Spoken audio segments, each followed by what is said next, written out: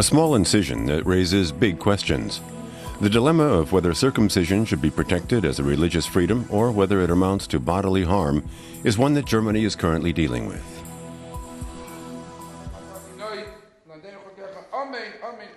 The shadow of National Socialism is always hovering over Judaism in Germany.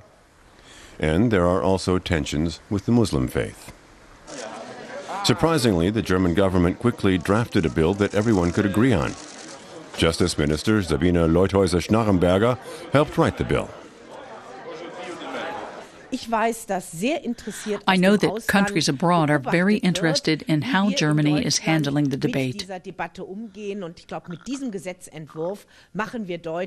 I think this draft bill makes it clear that living as a Jew or Muslim in Germany is possible and that they can carry out their religious exercises which are compatible with our regulations. But critics are unhappy with the speedily drawn-up regulation. Many Christian doctors doubt whether it offers children sufficient protection. Muslim doctors, on the other hand, are wondering why the debate at all. I'm very surprised, because circumcision is not just found in the US, Australia, the Philippines, and Central Asia.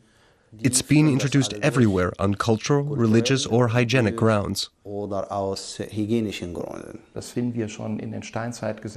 Evidence of circumcision can be found in the Stone Age and even earlier. The topic is back on the table in light of our modern understanding of human rights and freedom from bodily harm. At least for doctors whose first principle is, do no harm.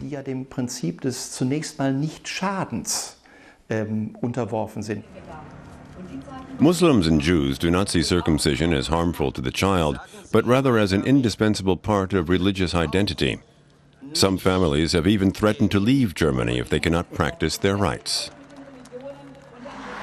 So Muslims and Jews alike are relieved to be able to continue with their circumcision ceremonies.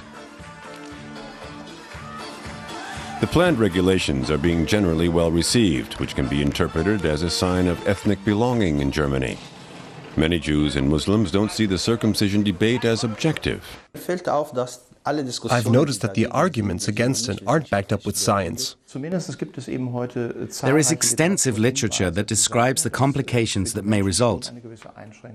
There are also references in scientific literature about the post-traumatic experiences of the circumcision process itself. As of yet, there is no significant movement against circumcision, another reason why the draft bill was passed so quickly. Still, some are expecting an appeals case to go to the Constitutional Court in Karlsruhe. I could imagine that if this becomes law, it will make its way to the Constitutional Court. I'm sure this bill will be disputed. The question of circumcision is of fundamental importance for both the Jewish and Muslim communities.